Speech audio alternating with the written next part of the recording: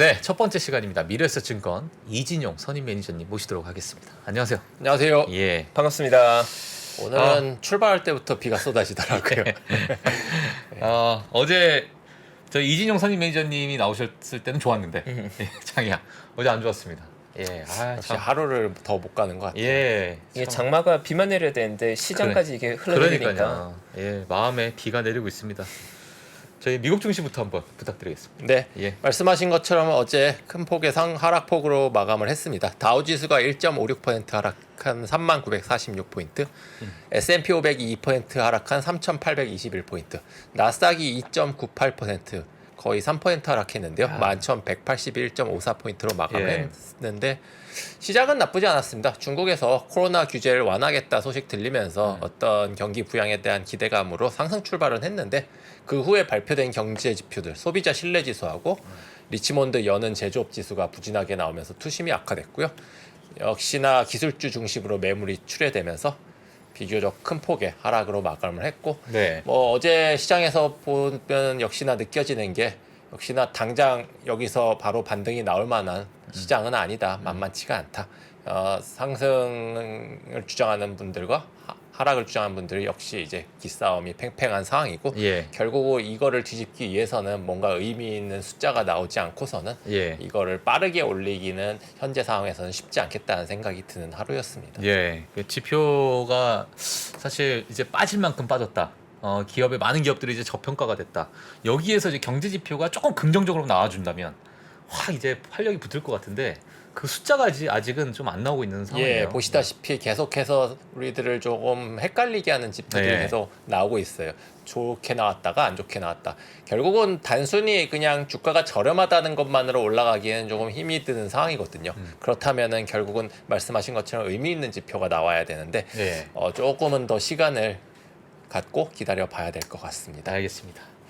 자, 일단 뭐 중국 방역 당국에서 일단 격리 규정을 뭐 14일에서 7일로 했다고요. 예, 밀접 접촉자에 대해서는 14일에서 7일로 줄였네요, 조금 이제. 줄였고요. 예. 자가격리일도 7일에서 3일로 조정을 했습니다. 아무래도 이제 지금 여러 가지 경기 부양책과 맞물려서 이제 본격적으로 이제 정책을 내놓기 위해서는 이런 것들이 좀 필요한 상황이고요. 네. 그 발전개혁위원회에서도 GDP 목표 달성을 위해서는 추가 정책을 내놓을 것이다 언급을 했는데 이런 코로나 규제 완화 그리고 이제 경기 부양책 확대가 아무래도 글로벌 경기에도 긍정적인 영향을 미치지 않겠느냐라고 예. 기대를 했었는데 네. 어제 그 미국 컨퍼런스 보드에서 발표한 6월 소비자 신뢰 지수가 그 전월 대비 상당히 안 좋게 나왔습니다. 예. 6월 98.7로 나왔는데 5월 달에 103.2포인트 그러니까 4.5포인트가 하락을 했고요. 특히 경기 기대 지수가 73.7에서 66.4까지 하락을 했는데 이게 이제 말 그대로 소비자들이 향후 경기가 어떨 것 같냐는 이제 체감이거든요. 이게 2013년 이후 최저치인데 2013년도가 미국이 상당히 안 좋았었던 해입니다. 그러니까 기업들 실적이 안 좋은 그야말로 경기 침체가 있었던 해거든요. 예. 그만큼 지금 이제 앞으로 지갑을 열기가 만만치 않다고 소비자들이 느끼는 거고 그 이유는 계속해서 언급해드렸던 휘발유 가격, 야. 식료품 가격이 가장 큰 요인이라고 볼 수가 있는 거죠. 예. 그 밖에 뭐 리치몬드 여는 지수도 안 좋게 나오면서 지금 계속해서 이런 지표들이 조금 부정적으로 나올 때마다 주가가 크게 출렁이는 모습을 볼 수가 있습니다. 예, 지금 여기 뭐 많은 좋으신 분들이 나오셔가지고 정말 좋은 말씀들을 많이 해주시지만 모든 분들이 유가만 본다. 이제 유가가 팩터다. 예, 그 부분만 이제 많이 말씀을 하시니까 다시 또 유가가 지금 오르고 있는, 예, 그죠? 예, 오르고 있는 상황이니까 참 걱정이 되네요. 알겠습니다.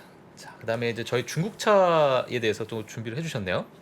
조금 체크를 해봐야 될 뉴스가 하나 나와서 말씀을 예. 좀 드려야 될 것 같아요. 예, 중국 전기차 업체 많이들 아시는 니오에 대해서 네. 회계 부정 회계 이슈가 부정. 나왔는데요. 예, 그 오늘 그 영향으로 홍콩에 상장된 니오가 11.36% 급락을 하면서 마감을 했습니다.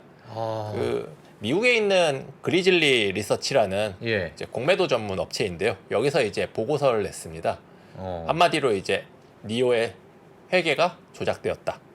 저도 아까 간략하게 내용을 살펴봤는데 내용 자체는 굉장히 꼼꼼하게 썼습니다. 예, 굉장히 구체적으로 숫자를 대입하면서 썼는데 이게 이제 과거에 이제 밸리언트라는 회사가 있어요. 예. 캐나다에 있는 이제 제약회사인데 이 회사하고 같은 방식으로 이제 회계를 부풀렸다. 그러니까 자회사를 만들고요. 그 자회사에게 매출을 이제 일으키게 하는 방식인데 그 숫자 자체를 부풀렸다는 거죠. 그러니까 자회사기 때문에 비교적 이제 쉽게 이제 그 숫자를 조작할 수가 있다는 거고. 예. 이 밸리언트라는 회사가 저희가 다들 아시는 빌 에크먼, 퍼싱 스퀘어도 상당한 손실을 봤던 회사예요. 숫자만 보고 좋다고 들어갔는데 분식으로 결론이 나면서 예. 당시에 퍼싱 스퀘어의 손실이 40억 달러, 아. 우리 돈으로 약 거의 5조 가까운 손실을 냈던 예. 빌 에크먼에게 굉장히 아팠던 기억인데 얼마 전에 그 빌 에크먼이 유명했던 게 넷플릭스를 손절했다고 예. 해가지고 손절남이 됐죠.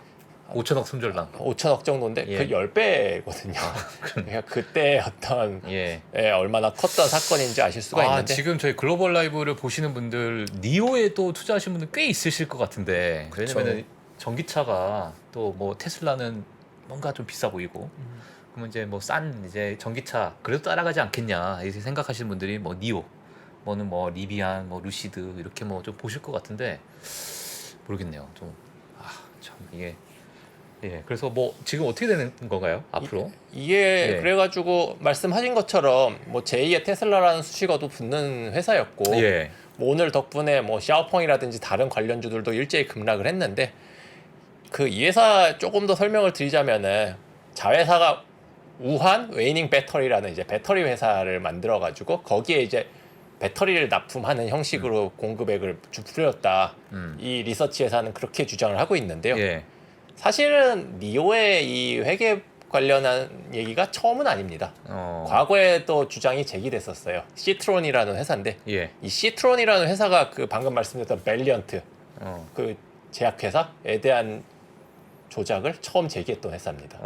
이게 몇 년, 2년 전 정도로 기억을 하는데 그때는 사실 별 문제는 없이 넘어갔는데 이번에 다시 한번 불거진 거죠. 그리고 이 니오의 회장, 창업주 리빈하고 조이캐피탈의 회장 리우 얼하이라는 분인데 이 조이캐피탈이 루이싱커피의 초기 투자자였습니다. 그러니까 루이싱커피의 회계 조작에도 깊숙이 개입했던 인물이 이 조이캐피탈 회장인데 예. 라고 알려져 있죠. 그렇게 알려져 있는데 이분하고 두 분이 상당히 친분관계가 또 있다는 거죠. 여러 가지로 조금 뭐 물증은 아니지만 예. 조금 의심스러운 정황들이 꽤 발견이 되는 상황인 거고요. 예. 그러니까 이 리빈 회장 같은 경우도 이 니오 이전에 여러 가지 이제 회사를 창업하거나 투자를 한 경험이 있는데 그 중에 하나가 이제 그 모바이크라고 저희 공유자전거 있잖아요. 그 공유자전거 업체였는데 이 업체도 당시에 자금을 횡령했다 이런 의혹이 상당히 있었다. 그러니까 파보면은 상당히 좀 여러 가지 의심스러운 사례가 많고요. 예.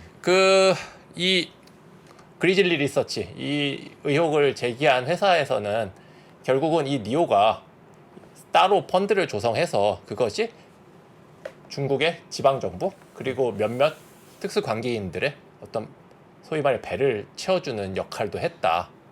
그러니까 미국에 있는 투자자 입장에서 이 회사를 투자하면 당연히 손해인 거죠.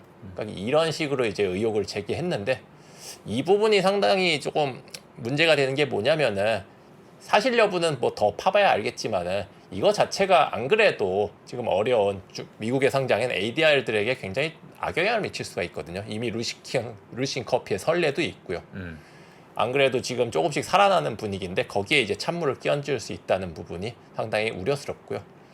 오늘 공시를 내기는 했어요. 니오에서 냈는데 그냥 해당 기간 이 회사의 주장이 사실이 아니다. 그냥 그걸 간단하게 언급했습니다. 예. 뭐 특별 구체적인 뭐 숫자가 나오진 않았어요. 뭐 그럴 시간도 없었을 거고요. 네네. 그래서 지금 당장으로서는 뭔가 이제 저희가 결론을 내리기는 좀 이른 상황이고요. 예. 다만 이런 경우에는 아무래도 당연히 투자에 있어서는 예. 한동안은 보수적으로 접근하는 게 상식적으로 맞을 것 같다. 아예 안 해야 됩니다. 보수적이 아니라 그냥 보질 말아야 됩니다. 사실. 사실 저희가 이제 루이싱 커피에서도 상당히 이제 고객분들이 당하시는 사례들이 좀 있다 보니까 예. 그러니까요. 예. 사실 이게 그 미국에 상장된 중국 기업들에 대한 이 공매도 레포트가 나오는 일이 꽤나 있었던 이벤트고 아, 사실 그러한 것들이 투자자들에게 예전의 트라우마를 좀 떠올리게 하는 것 같긴 해요. 왜냐하면 중국 내에서 공매도 레포트를 준비한 것도 사실 굉장히 깊게 리서치하는 기관들이거든요. 네, 그러니까 네. 근거가 있으니까 그들이 액션을 취하는 거라서 과거의 케이스 사실 이런 경우에는 일단은 비중을 줄이고 대응한 게 맞았던 것 같아요. 그러니까 아. 진실은 알 수 없긴 하지만 그러니까요. 과거의 사례들로 봤을 땐 이러한 노이즈가 있는 걸 일단 투자를 불안하게 하기 때문에 예. 그게 팩트든 아니든 확인하기까지 시간이 걸리거든요. 근데 만약에 이게 팩트라고 하면 심각한 손실이 발생할 거고 만약 사실이 아니라고 하더라도 그 노이즈가 해결되기가 시간이 좀 걸릴 것 같긴 합니다. 네. 알겠습니다. 네, 일단 뭐 니오는 여기까지 뭐 한번 보도록 하고요. 자, 그 다음에 저희 어제 있었던 특징주들 한번 같이 보시면 좋을 것 같습니다. 예. 우선 아까 전에 박 선생님이 말씀하셨던 나이키부터 간단히 예. 언급을 하겠습니다. 네네. 실적 발표했고 말씀하셨던 것처럼 매출액은 컨센서스를 상회했는데 네. 그 23년도 내년도에 대해 이제 가이던스를 10% 이상 두 자릿수 이상 성장할 것이다라고 이제 경영진에서 이야기를 했는데 이 부분에 대해서 시장에서는 조금 안 좋게 받아들이는 것 같아요. 일단은 그 이유가 예. 지금 환율에 대해서 보안율 때문에. 고려를 안 했다. 아, 진짜 너무 진짜 이렇게 보면 아니 지금 이 상황에서 이렇게 잘 나왔는데도 야 가이던스를 높게 했어. 근데 환율 때문에 아유 믿어. 안 믿어 아니야. 야 안 돼 안 돼. 이래 버리면 이거 뭐 어디다 투자하라는 얘기예요 도대체. 맞습니다. 예. 물론 조금 이제 억울한 면은 있죠. 예. 달러가 강세이기 때문에 당연히 어느 정도 착시 효과가 일어날 수는 있습니다. 실제 순이익 부분이 줄어드는 여지는 있겠지만 네. 어쨌든 성장세 자체가 두 자릿수를 유지한다면 그것만으로 충분히 고무적이라고 생각을 하거든요. 이제 굳이 이제 이유를 꼽자면은 하락의 이유를 꼽자면은 중국에서의 이제 두나세가 조금 부담됐다 이 정도라고 볼 수 있는데 네. 나이키의 전체 매출은 총 40% 정도가 북미 대륙에서 발생하고 20%가 중국에서. 그러니까 중국이 굉장히 큰 시장이죠. 향후 지난 5년간은 연 평균 20% 이상의 고성장이었는데 최근에 이 성장세가 한 15% 정도로 주춤했습니다. 그러다 보니까 전체 중국 시장에서 중국 스포츠 시장에서 차지하는 매출이 지금 한 25%. 인데 요 정도에서 지금 어느 정도 한계에 봉착한 모습이 몇 년째 나타나고 있어요. 예. 여기서 더 이상 올라가지를 못하는데 그 고차오라고 하는 게 이제 국조라는 단어인데 이 우리말로 하면 이제 애국 소비. 중국에서 이제 자국의 옷을 입자 약간 이런 운동 같은 거죠. 예, 이제 예. 자국의 어떤 자긍심을 예. 대표적인 업체가 뭐 안타스포츠 같은 예. 게 있는 거죠. 그러니까 이쪽이 빠르게 올라가는 데 비해서 나이키가 이제 성장이 비교적 정체돼 있다 보니까 그렇다면 과거처럼 어떤 밸류에이션을 더 줄 수는 없다라는 부분이 있기는 했고요. 네. 또한 이제 최근에 아무래도 소비 자체가 미국도 줄어드는 부분이 부담되긴 하죠. 이제 소비에 대해서 전에 이제 양극화라고 말씀을 드렸는데 상대적으로 그런 이제 고가 의류를 만드는 룰루레몬 같은 경우는 오히려 더 밸류에이션이 조금 더 올라갔습니다. 그러니까 이쪽은 더 영향이 적다는 거죠. 비싼 의류일수록. 지금 23년 포워드 PR 기준으로 나이키가 23배인데 네. 제 경험으로 생각해봤을 때는 상당히 저렴한 밸류에이션이라고 느껴지긴 해요. 나이키가 23배? 보통은 30배는 받아야 되는데 지금 룰루레몬이 27배고 안타스포츠가 28배인데 뭐 이 부분에 대한 판단은 각자 한번 고려를 해보시면 좋을 것 같습니다. 예. 나이키가 원래 평균적으로 퍼가 30배 이상에서 유지되어 있었죠. 보통은 사실. 이제 낮아져도 25배 이하로는 잘 안 내려갔죠. 잘안 내려갔는데. 예, 워낙 압도적인 브랜드 파워가 있는 회사다 예. 보니까. 그러니까요. 예. 그 10대 파이프 샌들러에서 10대들이 이제 선호하는 브랜드 11년 동안 압도적인 1위가 나이키입니다. 그만큼 이제 미국에서는 너무나도 이제 뭐 조던 시리즈부터 해서 엄청난 브랜드인데 어떻게 뭐 투자한 포인트라고 보셔도 되나요? 이런 상황에서? 개인적으로는 예. 장기적으로는 이 가격대에서 사는 거는 예. 분명히 이제 나중에 수익을 볼 가능성이 크다라고 생각을 하는데 예. 이제 지금 어쨌든 결국은 시장하고 같이 맞물려가는 분위기다 보니까 예. 이 주식만 빠르게 반등은 쉽지는 않겠죠, 않다, 당연히. 아직은. 예. 그러나 저는 사는 거 자체는 가격대 자체는 분명히 매력적인 가격이다라고 생각을 합니다. 예, 알겠습니다. 자, 어제 뭐 퀄컴이 또 3% 넘게 또 상승을 했습니다. 네, 뭐 어제 몇 개 안 되는 유일하게. 상승 IT 종목 중에 하나였는데 예. 그 대만 애널리스트 고밍지라는 분이 계신데 이분이 이제 애플 관련해서는 이제 탑 애널리스트로 꼽히는 분입니다. 이분이 이제 얘기를 한 게 애플이 원래적으로는 이제 자체 칩을 5G 모뎀 칩을 개발 중이었는데 이게 실패했다라고 언급을 했어요. 그러다 보니까 퀄컴 칩을 내년도에도 100% 탑재를 할 것이다. 이런 기대감이 실리면서 어제 상승을 했는데 그 애플 같은 경우는 2019년도에 인텔에서 모뎀 칩 사업부를 인수를 했습니다. 그러니까 이 모뎀 칩도 결국 자기들이 다 만들어서 쓰겠다. 예, 지난번에 개발했던 M2처럼 예. 다 자급자족화 하려는 준비를 하고 있거든요. 애플 같은 경우는. 근데 이제 요 모뎀 칩은 아무래도 개발에 실패를 하다 보니까 내년도 신형 아이폰에도 결국은 퀄컴 칩을 100% 쓸 수밖에 없는 상황이 된 거죠.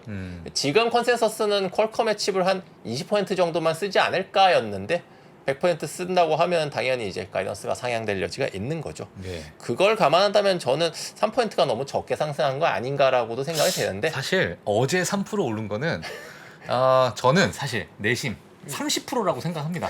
예. 어제 3%는 사실 30% 정도 급이에요. 보이는 상승이었죠. 예. 그리고 뭐 100% 쓴다고 하니까 두 자리 정도는 나오는 게 합리적인 게 아니었나 그러니까요. 저는. 폭등했었어야지 정상인데 네, 맞습니다. 좀 아쉬웠던 하루였습니다. 아쉬웠던 좀 타이밍을 좀 잘못 맞췄습니다. 퀄컴이. 알겠습니다. 자, 테슬라도 한번 같이 좀 보면 좋을 것 같습니다. 테슬라도 어제 5% 하락하면서 예. 697달러, 700달러가 다시 무너졌는데 다시 육자가 보였네요. 테슬라가. 도이치방크에서 컨센서스를 하향을 했는데요. 기존에 이제 2분기 차량 인도수가 월가에서는 대략 27만 대에서 28만 대 정도를 예상을 했는데 이번에 24만 5천 대로 하향하면서 목표가도 하향을 했습니다. 그 아무래도 계속 얘기가 나오는 상해 기가팩토리가 생산 차질로 인해서 인도량이 좀 감소할 것이다. 그리고 뭐 다 알려진 공급망 문제, 뭐 비트코인 가격 하락 같은 것. 예. 사실 뭐 특별한 내용은 없습니다. 그 비트코인이 지금 얼마 전 기준을 확인해 보니까 42,902개더라고요. 굉장히 많은 숫자죠. 예, 이 부분이 이제 가격이 어떠냐에 따라서 예. 당연히 이제 회사 이제 보유한 이제 지분의 평가액도 상당히 크게 좌지우지되는 상황이고요. 거의 한 42,900개 정도 가지고 있다. 예. 비트코인을요. 이게 일부 매도한 거죠, 이것도. 어. 예, 매도하고 남은 건데 그래도 글로벌 전 기업 중에서는 2위죠. 1위가 마이크로 스트래터지고 예. 2위가 이제 테슬라죠. 예. 그만큼 이제 비트코인 가격도 단기적인 퍼포먼스에서는 무시할 수 없는 요소고요. 장기적으로는 뭐 그렇다 치더라도. 그래서 최근에 뭐 어떤 테슬라는 결국은 변동성이 지금 시장에서 더구나 높아질 수밖에 없는 거고요. 하나 주목할 부분은 곧 있을 AI 데이. 날짜가 9월 30일 예정인데 이날이 상당히 중요한 포인트로 보고 저도 개인적으로는 그때쯤 해서 한 번 정도 변곡점이 있지 않을까라고 생각을 하는 게 예. 이날 발표될 자율주행 기능이 상당히 기대가 됩니다. 그러니까 이날 어떤 도심 자율주행에 대해서 어떤 상용화 여부가 구체적으로 나온다면은 굉장히 의미가 있거든요. 네. 그 자율주행이 고속도로에서 자율주행하는 거하고 도심에서 자율주행하는 건 정말 하늘과 땅의 차이입니다. 그렇죠. 고속도로는 사실 별로 체크할 게 없습니다. 예. 그냥 앞차하고 가끔 있는 그런 이제 뭐 속도 이런 것만 보면 되는데 도심은 온갖 게 다 있죠. 봐야 될 게. 그렇죠. 신호등도 갑자기 바뀌고. 제가 사실 이번에 장마가 오면서 오늘 오면서 문득 생각이 났어요. 뭐가 생각났냐면 테슬라가 자율주행을 하는데 폭우가 내리는 거야. 그럼 앞에 뭐 이제 센서나 여러 가지가 앞에 사물을 인지해서 순간적으로 빠르게 인지할 거 아니에요. 근데 폭우가 너무 내려서 이제 그게 막 안 보이는 거지. 혹시나 그런 상황이 오지 않을까. 또는 안개가 막 너무 자욱해서 막 안 보이니까. 그 이제 전문 용어로 엣지 케이스라고 하는데 예. 그런 이제 돌발 사태 같은 거. 예. 그러니까 도심 주행을 어렵게 하는 요소 중에 하나가 그 엣지 케이스예요. 갑자기 뭐 고양이가 튀어나온다든가 그러니까요. 별의별 예. 사태가 다 있지 않습니까? 예. 이거에 대처하기가 어렵다 보니까 늦어졌던 건데 최근에 그 테슬라의 자율주행 어떤 예. 퍼포먼스를 보면 이 부분이 상당히 많이 개선이 됐습니다. 어. 그러다 보니까 결국은 미국에서 언제 이 도심 자율주행이 상용화가 빠르면은 이번 하반기부터 예. 시작할 수도 있지 않을까라는 기대감을 조심스럽게 갖고 있고요. 예. 뭐 아시는 분들은 아시겠지만 테슬라의 진짜 캐시카우는 차량 판매가 아니라 자율주행 소프트웨어 탑재거든요. 예. 결국 차량 판매는 자율주행 소프트웨어를 굴리기 위한 하나의 포석이라고 보셔도 되세요. 예. 일단 차는 그렇게 마진을 남기지 않더라도 자율주행에서 나오는 마진이 훨씬 큽니다. 예. 뭐 당연한 거지만 하드웨어보다는 소프트웨어가 언제나 수익성이 훨씬 크고요. 이 자율주행은 뭐 나중에 어떻게 될지 모르겠지만 타사의 어떤 전기 차량에도 탑재를 할지도 모르는 거고요. 예. 그렇다면은 이 부분이 결국은 이번에 있을 9월 30일 날 AID가 상당히 기대되는 부분. 예. 다만 그 전까지는 뭐 매출액이라든지 이런 부분 때문에 당장 특별한 모멘텀이 없다는 게 이제 주가를 계속 약세로 이끄는 요인인 것 같고요. 뭐 또 하나는 이제 요전에도 한번 언급드렸었던 로봇. 로봇. 로봇 AI. 음. 도조가 얼마나 이제 너무 기대됩니다. 그 부분이. 업그레이드된 모습으로 나오느냐. 휴머노이드 로봇을 시도한 회사는 많지만은 본격적으로 사실 우리가 의미 있게 어떤 진전을 이뤄내는 회사는 없다고 봐도 일론 머스크는 할 것 같아요. 예. 누구나 이제 약간 뭔가, 그런 기대감이 있는 거죠. 예. 이 사람은 뭔가 할 것 같다. 예. 예. 한 가지 여담으로 재밌는 거는 이 테슬라도 상당히 공매도의 표적이 많이 됐던 회사입니다. 아까 말씀드렸던 시트론 같은 회사도 테슬라를 공매도했던 경우가 있어요. 지금까지는 모든 회사가 망신만 당하고 물러났었죠. 예. 이번에는 어떻게 좋은 모습을 보여줄지 또 기대가 됩니다. 알겠습니다. 제가 이제 요즘에 조금 보는 게 뭐냐면 미국에 있는 뭐 젊은 친구들은 어떤 느낌을 받고 있나 지금 시장에 대해서 그런 것들을 제가 매일 체크를 하거든요. 얘네들의 심리 상태를. 근데 어떤 친구가 그런 글을 썼더라고요. 요즘에 그렇게 트위터를 쓰는 걸 좋아하는 일론 머스크가 트위터도 안 쓰고 리트윗도 안 하고 뭔가 냄새가 난다. 조용하죠. 예, 엄청난 핵폭탄 발언을 조만간 할 것이다. 이런 거지 응축하고 있다 지금. 뭐 그런 약간의 하니까 거기에 막 댓글이 엄청 달려가지고 막 자기네들끼리 이제 시나리오를 막 쓰더라고요. 예. 하여튼 그 중에 이제 뭐 가상화폐도 있었고 많은 이제 소재가 있었는데 로봇이 있었고 그런 부분에서 뭔가 나올 것 같다. 뭐 이렇게 얘기를 하긴 하더라고요. 일단 예. 테슬라의 AID란 건 임팩트가 점점 더 커지는 느낌이 있는 것 같고 특히나 이제 로봇 관련 소재는 상당히 좀 핫하잖아요. 네. 우리도 궁금하고 로봇의 미래가 어떨지 굉장히 궁금한데 테슬라가 일단 얘기하기로는 전기차 산업보다 로봇 산업이 더 커질 거로 이야기하고 있으니까 그 관련 뉴스도 재밌는 소재가 될 것 같아요. 예. 흥미롭죠, 굉장히. 알겠습니다. 또 네. 어떤 이야기를 할지 글로벌 라이브에서 또 한번 체크해 보도록 하겠습니다. 자, 오늘 비오는 장마철에 또 나와주신 미래에셋증권 이진용 선임 매니저님 감사합니다. 예, 다음 주에 뵙겠습니다. 예, 다음 주에 뵙겠습니다. 감사합니다. 네. 감사합니다. 네, 저희 비오는 하루 이준영 선생님과 함께 시장 한번 리뷰해 봤고요. 저희 2부에는 최근에 관련 또 누리호 관련 업데이트 해주실 이재광 선임님 나와 계십니다. 네. 잠시 광고 보고 와서 금방 모시겠습니다. 미국, 중국, 러시아 이런 나라들의 움직임에 대해서 관심이 어느 정도 생겼는데 거기에서 우리는 과연 뭘까? 우리는 체스판의 말이 아니다라는 생각을 좀 해보면 좋겠어요. 어떻게 생각하세요? 우리 편 누굴까를 좀 더 고민할 수 있지 않을까 싶어요. 뒤집어 질문을 해보면 그러면 아시아에는 우리 친구가 있을까요? 제가 지구본 연구소 진행하면서 사실은 되게 마음에 걸리는 이만한 짐이 하나 있어요. 우리 옆에 있는 동남아를 내가 모른다. 우리가 처해 있는 아시아라는 지역을 자꾸 방관하고 유럽이나 미국의 어떤 시각에 맞춰가지고 그런 이제 개별적인 지식 이런 것들이 묶여가지고 큰 흐름들을 만들어내는 이야기, 그런 경험.